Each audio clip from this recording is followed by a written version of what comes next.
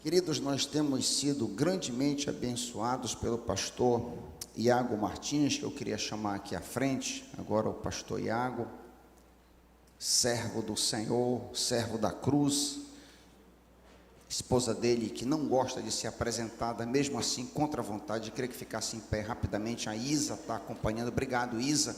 Que Deus te abençoe, te guarde e te proteja, que você continue a ser coluna na vida do servo do Senhor. Pastor Iago tem estado conosco desde sexta. Ele é autor do livro Você Não Precisa de um Chamado Missionário e também do livro Faça Discípulos ou Morra Tentando. Ele é professor residente no Seminário Instituto Bíblico Maranata, pastor auxiliar na Igreja Batista Manaim. A Igreja Batista Manaim, para aqueles que não sabem, foi fundada pelo pastor Pedro Pereira, o nosso amado. Não estou vendo o pastor Pedro, está ali o pastor Pedro, trabalhou lá, pastoreou a igreja vários anos, se não me engano, mais de 25 anos, é isso, pastor? Um quarto de século, quase 30 anos ali à frente da igreja, mas hoje abençoa a nós aqui em Belém do Pará. Querido pastor Iago, tem sido uma bênção te ouvir, príncipe do Senhor, que você fale as palavras do Senhor, me permita colocá-lo no trono. Pai querido, que as palavras dos lábios do teu filho e que o meditar do seu coração sejam agradáveis a ti, rocha nossa e redentor nosso. O povo de Deus apoiando a uma voz diz amém. Fica em pé, príncipe. Amém. Amém. É uma alegria muito grande estar com os irmãos nesse domingo de manhã, em torno da palavra de Deus. A gente tem discutido, juntos como igreja, a respeito de como ter uma juventude útil para Deus, como ter uma juventude que represente a vontade do Senhor. A gente tem feito isso por algumas vias, tanto positivas, né, de incentivo sobre o que a gente tem que fazer, quanto por vias mais negativas, sobre o que a gente não deve fazer, né, para que a nossa juventude possa realmente ser útil. A gente tem falado sobre juventudes que muitas vezes são desprezíveis. Desprezíveis porque não são juventudes que representam a vontade de Deus. A gente, na primeira noite, na sexta-feira, falou um pouco sobre como ter uma juventude que transborda uma paixão por Cristo Jesus. A gente falou um pouco ontem à noite, um pouco sobre como o livro do Provérbios fala sobre juventude e como Salomão ofende a gente, de como Salomão nos trata por tolos por causa da nossa juventude e como ele apresenta um caminho de sabedoria para que nós possamos crescer como jovens realmente sábios. Hoje a gente vai falar um pouco sobre pureza relacional, que é um assunto muito próximo da vida do jovem, não é? Principalmente porque ele é uma pessoa que geralmente ainda não é casada, geralmente ainda não encontrou, né, a sua alma gêmea, né? E por isso ainda vive num contexto de insegurança relacional das mais variadas formas. A gente vai falar um pouco sobre a nossa cultura de namoro, de relacionamentos, que muitas vezes afeta. Você pode estar aqui perguntando, puxa, então eu estou no culto errado, porque eu já casei, né? Eu não sou jovem, eu já tenho meu marido, já tenho a minha esposa, por que eu vou ouvir sobre esses desafios comuns do namoro e de coisas assim? E é porque se você está casado, é provável que você vá ter filhos, é provável que você já tenha filhos, é provável que você tenha netos ou vá ter netos, ou mesmo é possível que você, como parte da vida da comunidade, parte da vida da igreja, você vai de alguma forma influenciar as pessoas mais jovens que estão à sua volta. Falar sobre as questões de relacionamento que afetam a vida da juventude é falar a toda a igreja de alguma forma. Não só falar àqueles que estão vivendo isso, mas falar àqueles que devem ser um instrumento de Deus para ajudar e alcançar aqueles que estão vivendo isso. Então a gente vai olhar para alguns textos bíblicos, a gente vai passar um pouco pela escritura, a gente não tem um único texto claro sobre isso, a gente vai ter um texto maior que deve estar projetado aí, Gênesis 2, 24 a 25, mas a gente vai olhar para outras passagens também. Deixa eu começar com uma ilustração. Você sabe o que é a lei da Corban? Isso é coisa de seminarista ou de gente que tem intimidade com a Bíblia, não é? Às vezes não são as duas coisas, às vezes você é seminarista e não tem intimidade com a Bíblia. Mas no seminário te ensina esses nomes estranhos, não é? Você sai do seminário, é um curso de nome esquisito que ninguém entende. A gente tem uma cadeira para isso, certo? Nomes estranhos da teologia 1, nomes estranhos da teologia 2. Não é por isso que a gente sai do seminário meio doido. Mas tem gente na igreja que tem intimidade com esse tipo de coisa. E Mateus 15 fala sobre a lei da Corbã, do verso 3 ao verso 6. A Corbã era o seguinte: os judeus, eles gostavam de inventar coisa para poder fugir dos mandamentos da palavra de Deus. Então, muitos deles percebiam que a Bíblia os ordenava a, de alguma forma, sustentar os pais na velhice, a serem responsáveis por cuidar de seus pais quando eles estavam velhos. Não existia INSS, não existia Previdência, o que existia eram os filhos. E os filhos sustentavam os pais quando os pais estavam velhos. Por isso que os filhos são a herança de Deus, não é, para os pais, porque os filhos são aqueles que são responsáveis pelo cuidado de seus pais quando eles estão mais velhos. Mas muitos judeus, como talvez muitos de vocês, não querem sustentar os pais na velhice, não queriam sustentar os pais na velhice, porque dá trabalho, né? O cara está velho, está chato, está pobre, não consegue trabalhar mais, eu tenho que ficar sustentando, trazer para morar comigo, cuidar da saúde, dá trabalho. Aí eles inventaram um negócio muito legal, chamado Corbã. O que é isso? Eles pegavam tudo aquilo que era deles e eles dedicavam a Deus. Então eles diziam: tudo que eu tenho não é mais meu, agora é de Deus. E porque é de Deus, eu não posso usar para nenhuma outra coisa, né, além da minha própria provisão e do serviço do Senhor.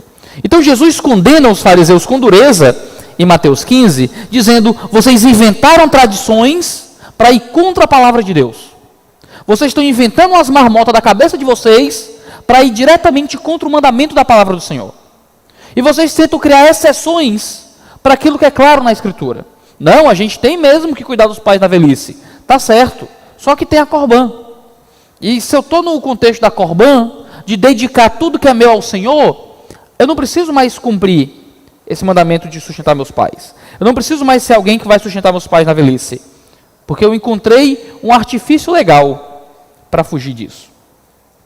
Sabe o que é que eu tenho percebido, principalmente na minha comunidade, lidando com os jovens e falando a cultura de forma geral? Eu faço parte do Ministério de Missões, que trabalha muito com secundaristas, evangelismo de estudantes de ensino médio. Eu tenho percebido que a gente inventou uma Corbã para os nossos relacionamentos. A gente tem Corbãs para muitas coisas, não é? Congregar é uma coisa maravilhosa, mas no meu caso é diferente, porque, sabe, não, dar o dízimo, ofertar na igreja é uma coisa maravilhosa, mas é porque o meu caso é diferente. Todo mundo é exceção para tudo, não é? Todo mundo concorda com a palavra de Deus, só que o meu caso é sempre diferente, não é? E a gente inventou uma Corbã em termos relacionais, que se chama namoro. O namoro, pelo menos a estrutura de namoro moderno que a gente vive, é um tipo de Corbã. A Escritura apresenta uma série de mandamentos sobre como homens e mulheres devem se relacionar, como eles devem ter relações na igreja, como eles devem ansiar estabelecer um relacionamento futuro de casamento. E nós inventamos uma coisa chamada Corbã, que cria uma exceção para isso tudo. A gente criou uma grande exceção aos mandamentos bíblicos sobre relacionamentos. Deixa eu dar um exemplo. 1 Timóteo 5,2 é um texto em que Paulo está instruindo um pastor jovem. E Paulo está instruindo a Timóteo a como ele deve tratar as pessoas da igreja. Ele vai dizer que ele deve repreender os velhos, não é? Repreender os velhos como se repreendesse ao próprio pai, com respeito, não é? Tratando os jovens como a irmãos. E ele vai falar sobre como Timóteo, um pastor jovem e homem, deveria tratar as irmãs jovens da igreja. E ele diz em 1 Timóteo 5,2 que ele deveria tratar as jovens como irmãs com toda a pureza. Trate as jovens como irmãs com toda a pureza. Timóteo deveria olhar para as irmãs da igreja, ele como um pastor homem, de forma pura. Ele deveria olhar para elas como se fosse um membro da família, como uma irmã. E porque era irmã dele, o comportamento dele seria um comportamento de pureza. Esse é o modo como ele deveria se comportar diante das jovens da igreja. E isso é um tipo de comportamento que deveria fazer sentido para todo mundo. Paulo não está aplicando a Timóteo algo que seria só para os ministérios, aos ministros e aos pastores, a quem assume ministério pastoral. Ele está aplicando a Timóteo algo que é comum a todos os crentes. Ele deveria tratar as irmãs da igreja, que não fossem a sua esposa, de uma forma pura, com certo distanciamento em termo relacional. Há uma pureza que eu devo as mulheres à minha volta. O que é que a gente inventou? A gente inventou que se eu adicionar uma palavra mágica, para os judeus era korban quando envolvia dinheiro, para nós é namoro quando envolve relacionamento, eu encontro uma brecha para agir diferente. Ao invés de tratar com toda pureza, como Paulo ordena, eu posso me dar a desfrutes de impureza, porque eu chamei de namoro. E se eu namoro, eu posso me apropriar de certos elementos que a Escritura sempre aplicou ao casamento, sem estar casado, porque é korban, porque é namoro. E se é namoro, pode. Geralmente as igrejas condenam que jovens fiquem por aí, certo? Que jovens saiam e beijem indiscriminadamente pessoas em festas, ou na escola, ou em baladas, ou onde for. Geralmente as igrejas condenam isso. Mas chama de namoro. Chama de namoro que não tem mais muito problema.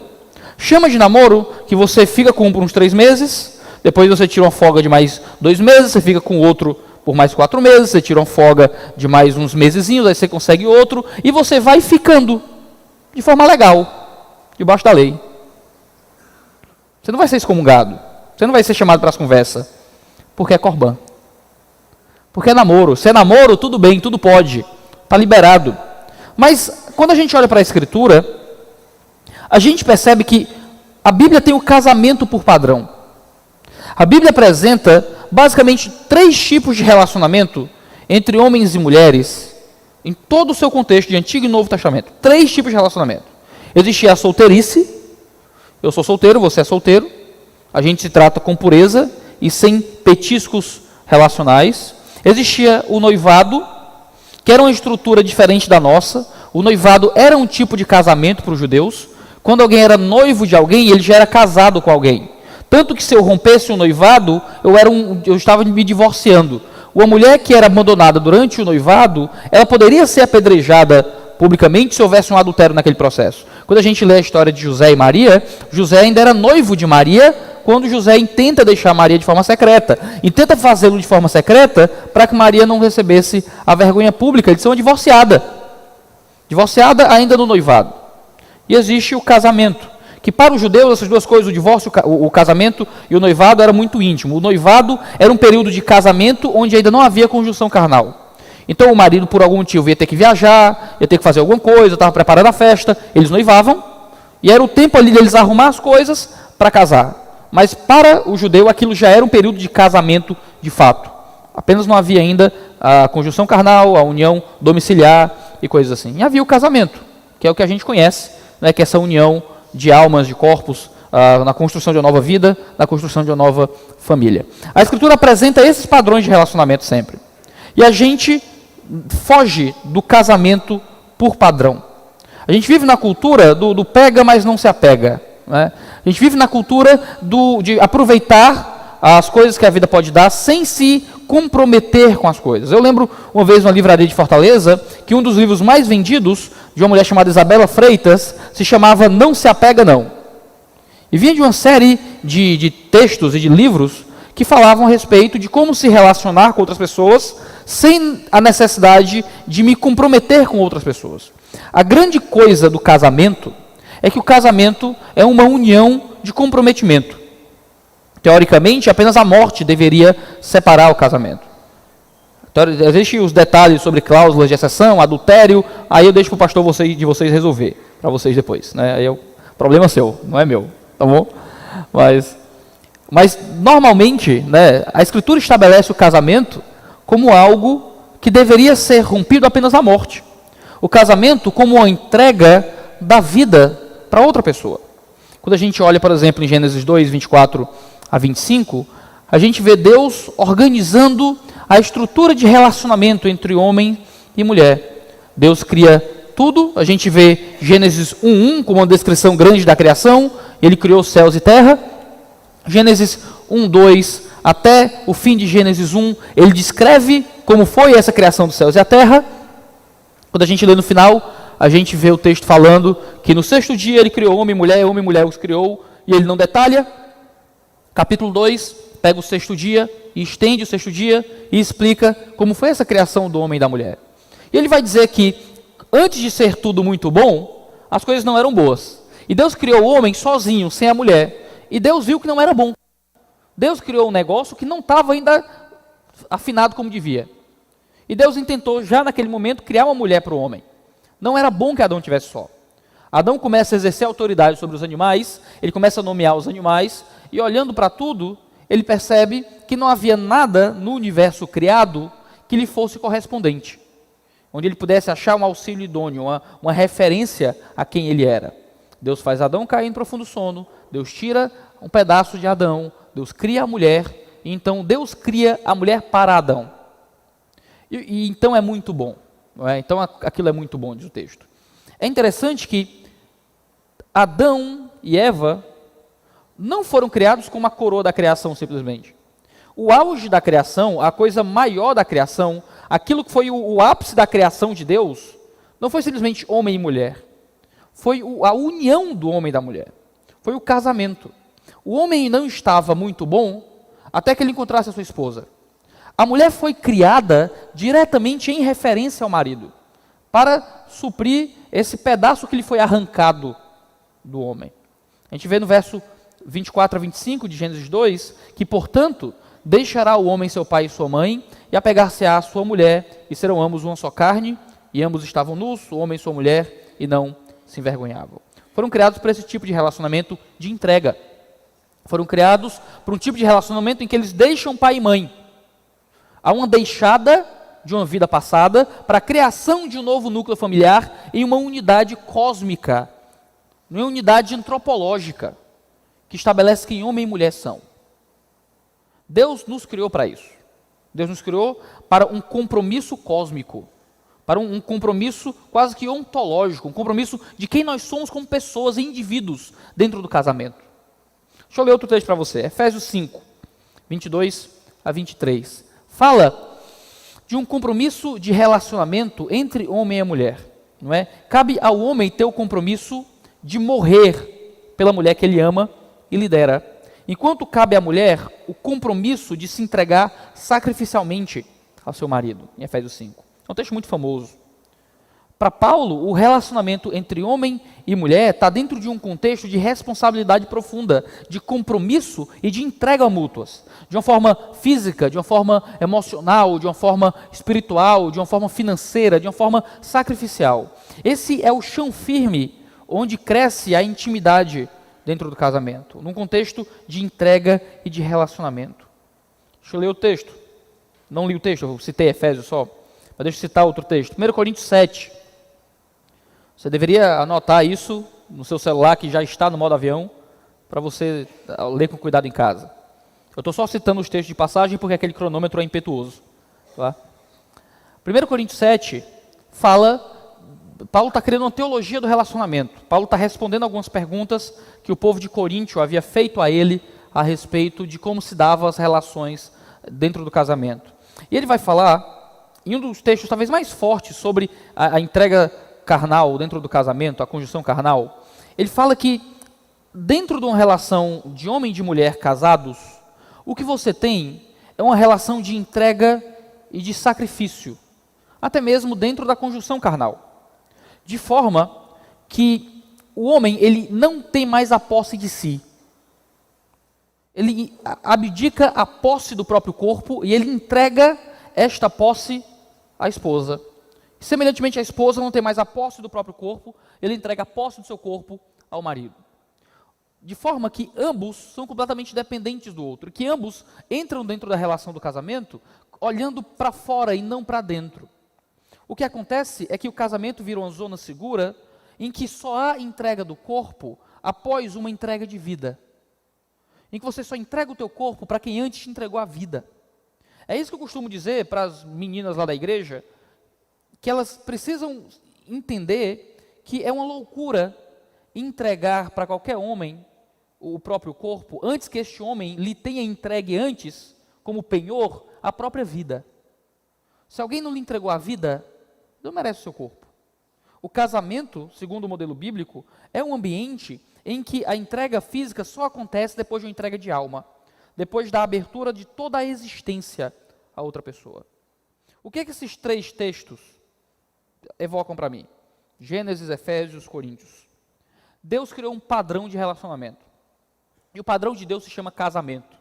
Fomos criados para isso, e é a única zona segura em que a intimidade física se manifesta entre homem e mulher.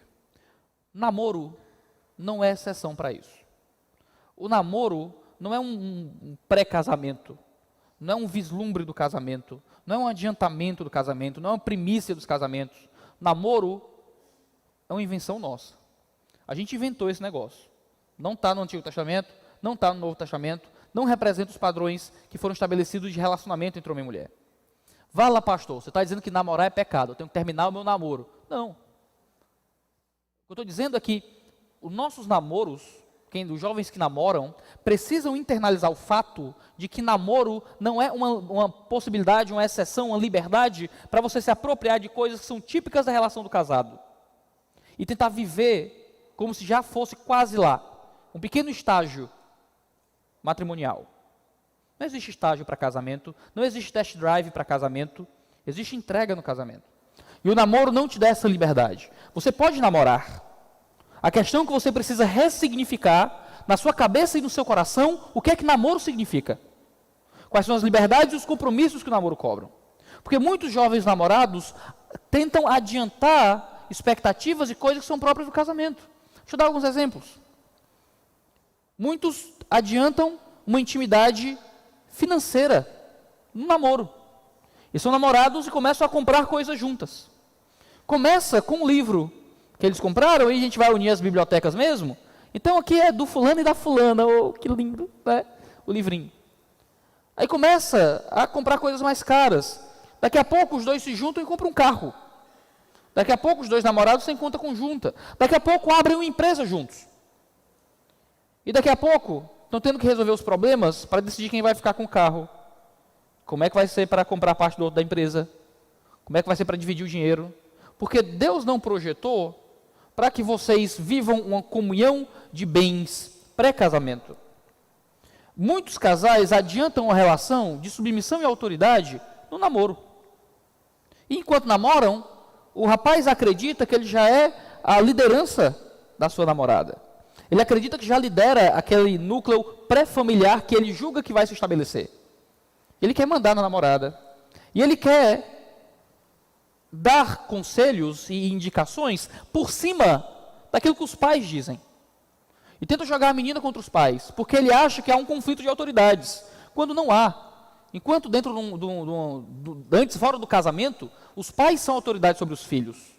Quando acontece a união do casamento, aí sim há uma nova família, o marido é o pastor de sua casa, a esposa representa o auxílio idôneo, e há essa divisão de papéis que se dá dentro do casamento. Mas no namoro isso não existe.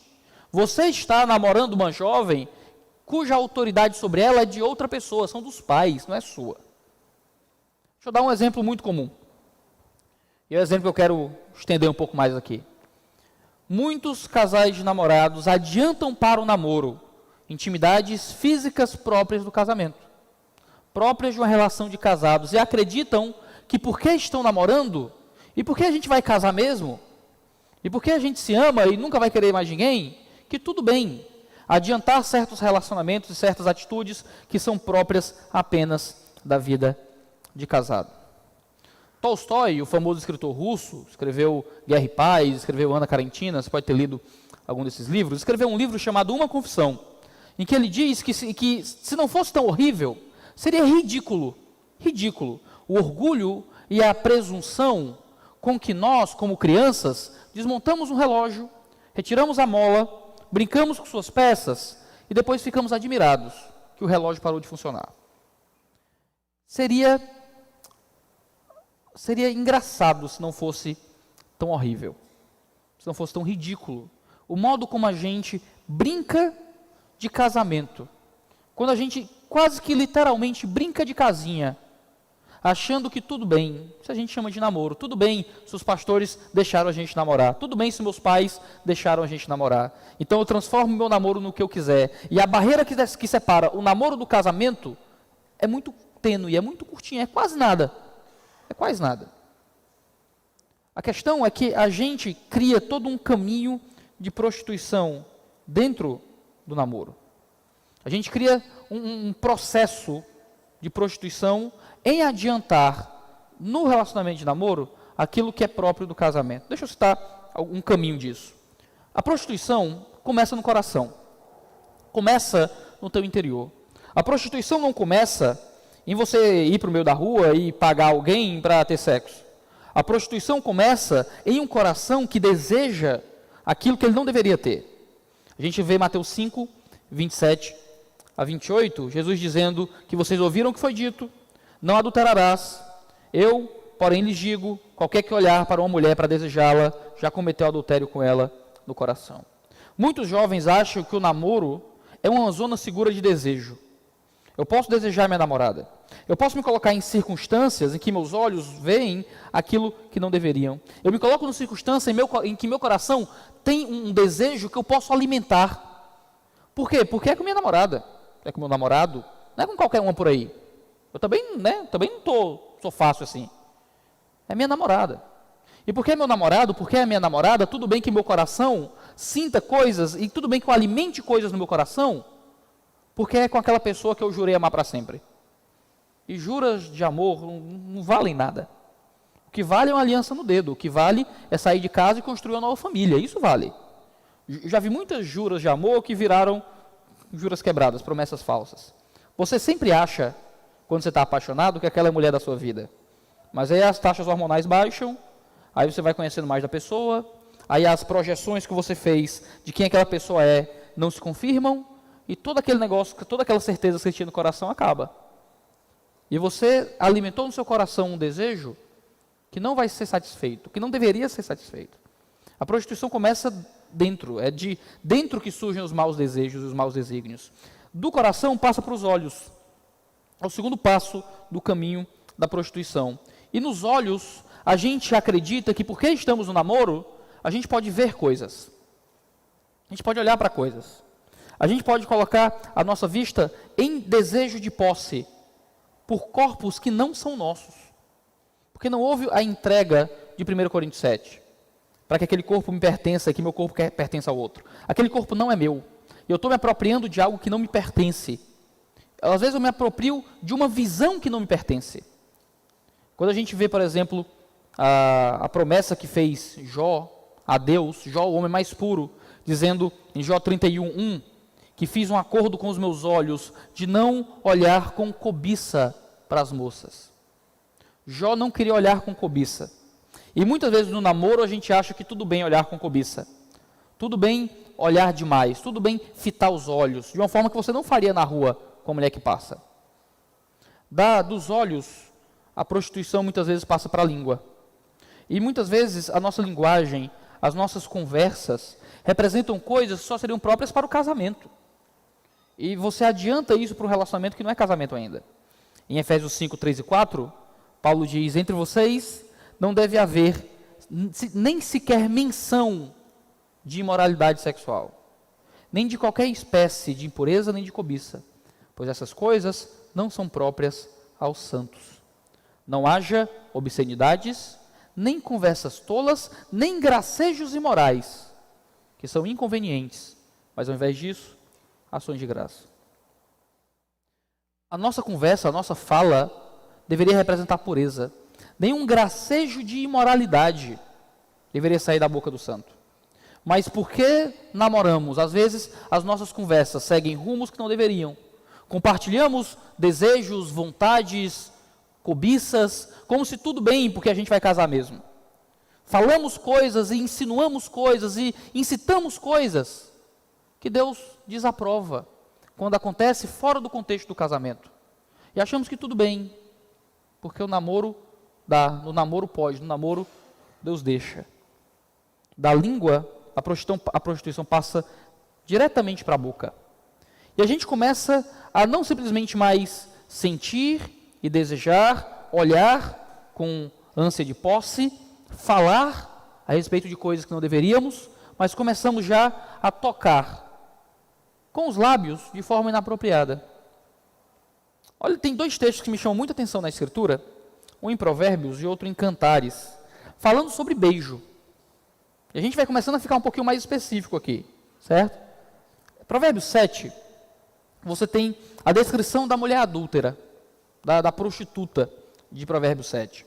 Eu vou ler aqui alguns versos, do verso 10 até o verso 27, que diz assim, Provérbios 10 a 13, 21, 24 a 27. Diz, a mulher veio, então, ao seu encontro, vestida como prostituta, cheia de astúcia no coração. E ele vai começar a descrever o ato de prostituição. Ele diz, ela agarrou o rapaz e o beijou, e o atraiu com a doçura dos lábios. Então o autor vai trazer o conselho, não deixe que o teu coração se volte para os caminhos dela, nem se perca em tais veredas. Muitas foram as suas vítimas, os que matou são uma grande multidão. A casa dela é um caminho que desce para a sepultura, para as moradas da morte. Em Provérbios 7, o caminho da prostituta é o caminho de alguém que distribui beijos. Não é só um caminho de alguém que deita com outra pessoa. Também é o caminho de alguém que toca com os lábios alguém que não lhe pertence. Se a gente for para Provérbios 5, continua dizendo o seguinte, Provérbios 5, 3 a 6. Pois os lábios da mulher imoral destilam mel. Sua voz é mais suave que o azeite, mas no final é amarga como fel, afiada como uma espada de 2 gumes. Seus pés descem para a morte, seus passos conduzem diretamente para a sepultura. Ela nem percebe que anda por caminhos tortuosos e não enxerga a vereda da vida. Os lábios da mulher imoral são lábios que destilam mel. A teologia de Provérbios parece colocar a postura de beijar indiscriminadamente como uma postura de prostituição. Se você aplicar isso com um pouco mais de força, dependendo do modo como você lê Provérbios, o caminho da prostituição está atrelado a beijar pessoas que não são seu marido ou a sua esposa. Vê Cantares 8.1. Em Cantares 8.1, você tem uma noiva. A noiva é a mulher que já é casada com o marido, mas que ainda não tem conjunção carnal com o marido, porque ainda não houve a cerimônia de casamento e a união, de fato, deles dois. O texto de Cantares é um grande ritual de desejo matrimonial. Cantares não é um livro sobre Jesus e a igreja, certo? Se for, a gente tem um problema muito sério, se for o livro sobre Jesus e a igreja, certo? Porque tem algumas descrições ali que são indizíveis. Eu acho que Cantares é um livro impregável. Se um dia eu tiver que pregar em Cantares, eu não sei o que fazer. Só encontro de casais, esse negócio bem restrito. No culto de domingo tem texto que eu vou ignorar e passar por cima. Né? Porque Cantares é um livro que eu li minha vida inteira e nunca entendi. Aí depois de adulto, Deus abriu os olhos, eu li e disse, meu Deus, né? Meu filho não pode ter Cantares em Bíblia infantil. É um negócio sério, assim. São descrições muito vívidas, assim, uma coisa muito clara. Cantares é um livro de romance. É um livro de romance. É Deus louvando o romance. É Deus dizendo que o romance não é uma coisa feia. O romance dentro do casamento é uma coisa bela, bonita, louvável ao Senhor. Em Cantares 8.1 tem um texto que é difícil de entender às vezes. Em 8.1 a Sulamita diz, quem me dera você fosse meu irmão, amamentado nos seios de minha mãe. Então, eu o encontraria fora de casa, eu o beijaria e ninguém me desprezaria. Aí você pensa, quê? Como é que é isso? Né? Dentro da cultura hebraica, era muito comum que os familiares e amigos íntimos dessem selinhos como um cumprimento. Para a gente é muito estranho isso, né? Dar selinho nas pessoas, meu Deus, horrível. A gente dá aperto de mão, a gente abraça no máximo, né? Mas um selinho é uma coisa que não acontece como um cumprimento social. Ninguém dá um selinho em ninguém na rua. Né? No Timor-Leste, o missionário me contou que é comum que homens andem de mãos dadas no Timor. Né? E ele, missionário brasileiro, muito macho, cearense, não é? Tendo que andar de mão dada com gente no Timor-Leste. E não é mão dada assim não, sabe? É assim, é dedo cruzado. É coisa séria. Né? E ele lá, se adaptando culturalmente, morrendo de vergonha, torcendo que ninguém nunca veja ele lá. Né? Mas é a cultura. Né? A cultura hebraica era uma cultura em que o selinho era um cumprimento íntimo entre pessoas muito próximas. O que é que ela está dizendo? Ela está dizendo que ela tem uma ansiedade tão grande pelo marido, nesse período que ela ainda não casou. O refrão de Cantares é não acenda o amor enquanto ele ainda não está pronto. É um refrão muito sério. Não alimente dentro de você um desejo que você não pode saciar. É o grande refrão de Cantares, em que ela está doente de amor. Ela está tão ansiosa por este relacionamento com o marido, que ela, naquele momento, preferiria, ao invés de ser uma noiva separada do marido, que ela fosse irmã. Porque se ela fosse irmã, ela podia encontrar ele fora de casa, dar um abraço e um selinho. E naquele momento ela estava tão louca de paixão que para ela era o bastante, para saciar essa vontade que ela tinha. O que é que a Sulamita está dizendo? ela está dizendo, e ela está apontando, que o beijo era algo próprio a um relacionamento familiar. Que como alguém fora do contexto de família, ela não poderia sequer tocar os lábios do marido. E que por isso ela ansiava ser família para provar disso. Esses textos não são fortes o bastante para você dizer categoricamente e criar uma teologia de que beijar é pecado, que namorados não podem beijar, que dar um selinho deixando ela em casa é pecado e Deus vai condenar e coisa assim. Eu não quero estabelecer algo tão firme assim. Mas há uma sabedoria aqui. Mas há alguns indicativos de sabedoria aqui nesse texto. De que a Bíblia sempre trata o beijo como algo que é próprio a um relacionamento doméstico, familiar, e que beijar indiscriminadamente é um ato de prostituição. E isso tem que pesar nas suas decisões. Tem que pesar no modo como você se relaciona no seu namoro. Será que o meu namoro tem se tornado nada mais do que uma maneira de saciar desejos carnais que eu queria poder saciar indiscriminadamente no mundo, mas eu não posso, e eu transformo o namoro um meio para saciar isso? E eu simplesmente transformo no meu namoro num grande momento de sentar para tocar os lábios, para beijar, e com isso alimentar outras coisas que surgem no meu coração? Eu não quero simplesmente dizer que esses textos estabelecem claramente que beijar é pecado. Mas claramente tem que haver uma cautela e um cuidado aqui. E há um nível de liberdade sobre as suas crenças com relação a isso. Mas a gente matou muito a ideia de corte. A gente matou muito as ideias de que o pode beijar a noiva significa alguma coisa. Não é? De que o pode beijar a noiva tem algum significado. Hoje é só um proforma. Não é? Pode beijar a noiva, mas eu já beijei tantas vezes. Não é? Vou dar um selinho aqui, eu já beijei de formas tão mais profundas. Qual é o significado do pode beijar a noiva hoje em dia? Não é? A gente perdeu muito disso. E muitas vezes você bate no peito para dizer, eu sou um jovem da igreja, eu não fico. Eu não saio por aí ficando com ninguém. Mas quantas bocas você já não beijou de forma legal? Às vezes menos do que pessoas que ficam. Porque você pulou de namoros em namoros e você já passeou por muitos caminhos, mais do que deveria. Há uma sabedoria atrelada a esse tipo de coisa. A prostituição sai da boca e passa para as mãos. Não é? E você começa a tocar coisas que não deveria. Você começa a pegar no que você não devia. E tua mão passeia por onde não deveria passear. A gente vê Ezequiel 23, 2-3, como uma profecia, em que Ezequiel está profetizando contra o povo de Israel, dizendo, filho do homem, existiam duas mulheres. Ele faz uma analogia aqui. Filhas da mesma mãe. Elas se tornaram prostitutas no Egito, envolvendo-se na prostituição desde a juventude. E ele vai descrever como era a prostituição dessas duas jovens. Naquela terra, os seus seios foram acariciados e foram afagados. O texto está descrevendo, de forma profética, o pecado de Israel. Mas está descrevendo algo muito claro. Está descrevendo que o simples toque no corpo do outro, que não lhe pertence, já é um ato de prostituição. É um ato de entregar-se sexualmente de forma indevida.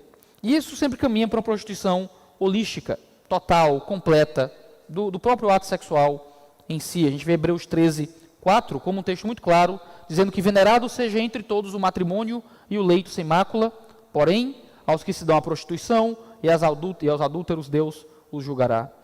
Hebreus 13 diz que Deus louva, que Deus abençoa um matrimônio, e que dentro do matrimônio você tem o leito sem mácula. Não é? O leito é a cama e sem mácula é sem pecado. Seria a relação íntima que não é pecaminosa. A relação íntima que não é pecaminosa é aquela que acontece no matrimônio. O oposto a isso é prostituição e adultério. A relação íntima antes do casamento é um ato de prostituição. A relação íntima fora do casamento que já existe é um adultério. Deus está claramente condenando a relação sexual antes do casamento e fora do casamento. E tudo isso é todo um caminho de prostituição que se estabelece nos nossos corações. Muitas vezes começa devagar e vai crescendo e crescendo dentro de nós. Muitas vezes debaixo da desculpa do namoro. Deixa eu fazer uma pergunta. Quais dessas coisas a palavra mágica namoro permite? Quais dessas coisas a palavra mágica namoro transforma como algo sagrado e santo e correto diante de Deus? Quais dessas atitudes você pode orar a Deus agradecendo à noite? Eu tenho uma coisa com a minha esposa. A gente não faz nada que a gente não possa agradecer à noite depois. Então, se a gente assiste um filme, se a gente faz um passeio, o que quer que a gente se envolva, tem que ser uma coisa que a gente tenha coragem de olhar para Deus e dizer obrigado por isso, nominalmente. Senão a gente não faz. Então, já agradece pelo seriado, já agradece pelo roteiro do filme, são orações meio fora de ordem, assim, obrigado Deus, porque o Breaking Bad é muito bom e tal. Senhor, muito obrigado pela sociedade de mercado em que eu pude comprar a comida e tal. A gente faz algumas orações muito específicas às vezes. Quais dessas coisas você pode chegar em casa à noite e orar a Deus agradecendo? No seu namoro, no seu relacionamento que não é casamento. Você pode agradecer a Deus por tudo que você faz. Você pode agradecer a Deus pelo modo como vocês se relacionam. Você pode agradecer a Deus pelas conversas que você tem, pelo modo como vocês se tocam. Você pode agradecer a Deus por isso. É algo que louva o nome de Deus. Ou você está pecando contra a Trindade através disso. Você está indo contra a palavra do Senhor no modo como você se relaciona. Existe uma bênção nisso. Existe a bênção de saber que nós temos um Cristo que se fez pecador no nosso lugar. E quando a gente pensa nessas coisas, a gente geralmente pensa em tudo que a gente está fazendo de errado. Quando geralmente eu prego sobre isso, os casais de namorados estão muito bem juntinhos na cadeira, um com o braço no ombro do outro, e geralmente eles vão se afastando, vão soltando, a mulher pede para o namorado tirar o braço, e vai todo mundo se entregando para o pregador, né? Porque a gente vai vendo e vai sabendo. Na igreja dos outros não importa muito, porque o que eu posso dizer, né? Mas na minha igreja eu vou logo descobrindo, né, o que está acontecendo, ajuda nas conversas depois. O pastor sempre faz isso. A gente sempre vê como é que vocês se comportam, não é, quando a gente diz algumas coisas. A gente tem que pensar no que a gente está fazendo de errado. Mas, acima de tudo, a gente tem que pensar no que Jesus fez de certo. E naquilo que Ele conquistou para nós na cruz.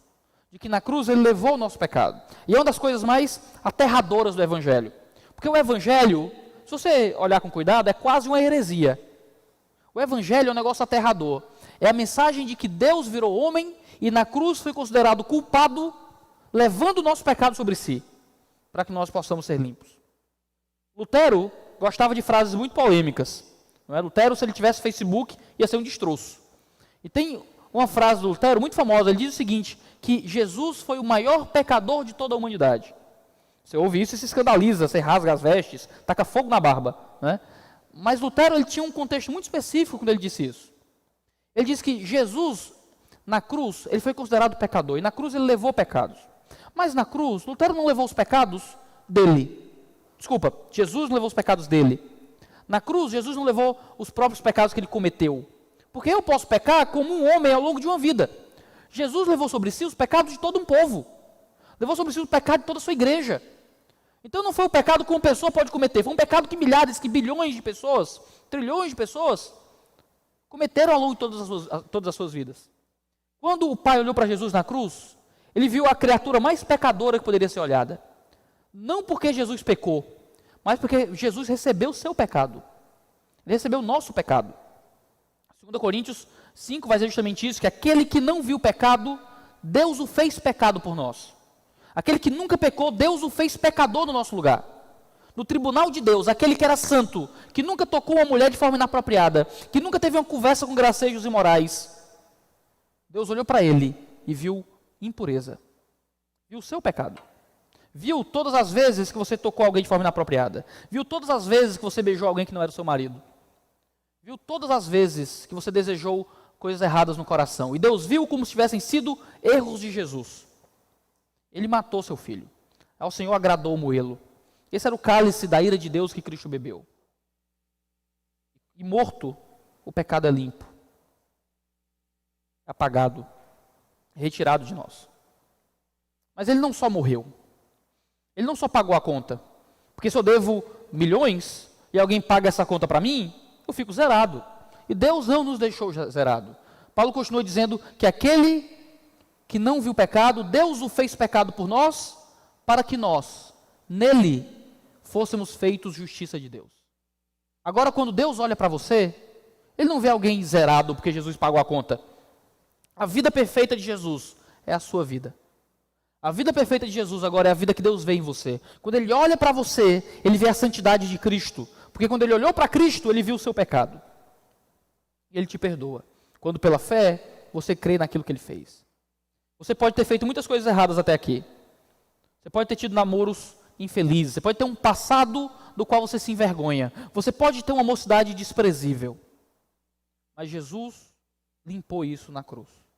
Mas Jesus pagou isso através da sua obra. Se você crê nessa obra através da fé em Cristo Jesus, se você crê naquilo que Jesus fez, você encontra limpeza, pureza naquilo que foi encontrado no Calvário. Você nunca vai ser bom o bastante. Você nunca vai ser santo o bastante. Você nunca vai ser certo o bastante. Mas Cristo foi. A gente crê nele pela fé. A gente tem um contato direto com Deus. A gente tem um caminho limpo com Deus. Ele limpou, ele pagou todo o nosso contrato de dívida. Agora, isso não foi para que nos contentemos com o pecado. O nosso pecado custou muito caro. Custou muito caro. Custou Cristo na cruz. Custou o sangue do próprio Deus encarnado. Para que nós, uma vez perdoados, continuemos entregues ao caminho do pecado. Sempre que você está diante do pecado, você está diante de algo que seria jogado em Cristo. Lutar contra o pecado é lutar contra aumentar a carga que Cristo levou. Você não sabe o que foi que ele levou. Ele já morreu previamente ao que você cometeria. Mas você está diante de algo que Jesus teria cometido no tribunal de Deus. De mais uma injustiça jogada sobre Cristo naquela cruz, em seu lugar. Como é que você tem vivido a sua juventude? Como é que você tem vivido a sua mocidade? Como é que você tem entregue a sua vida num relacionamento de namoro, que pode continuar sendo chamado de namoro, mas tem que ser muito diferente daquilo que o mundo chama de namoro? Como é que o seu coração tem ansiado por um casamento santo, o ambiente seguro de um relacionamento limpo e sem mácula entre homem e mulher? O que é que você tem desculpado psicologicamente e racionalizado espiritualmente para continuar pecando na sua vida? Precisamos de juventudes que louvem o nome de Deus. Precisamos de mocidades que não são desprezíveis. Precisamos de jovens cuja juventude não está sendo jogada fora. Como você tem olhado para Cristo para encontrar isso? Como você tem lutado para encontrar isso? Louvamos Deus e agradecemos porque a Tua palavra é a verdade e ela é instrumento para a nossa instrução. Nos ajuda, Deus, a vencer padrões mundanos que aprendemos a vida inteira. Nos ajuda, Deus, a parar de chamar santidade de legalismo. Nos ajuda a parar de chamar a Tua palavra de radicalismo. Nos ajuda a termos um comportamento que apresente a profundidade e a grandeza daquilo que a Tua palavra cobra de nós. Que sejamos loucos para esse mundo, mas que sejamos santos para a Tua verdade. Nos ajuda, Deus, nos abençoa, para que possamos ser pessoas que não são dessa terra, que vivem vidas que o mundo não entende, que se guardam principalmente para Ti. Nos dá uma juventude, uma mocidade que enfrenta, Deus, os desafios comuns do nosso tempo, comuns do nosso período de vida, mas que através do poder do Teu Espírito nós podemos encontrar força para vencer. Dá-nos força, Deus. No santo nome de Jesus. Amém.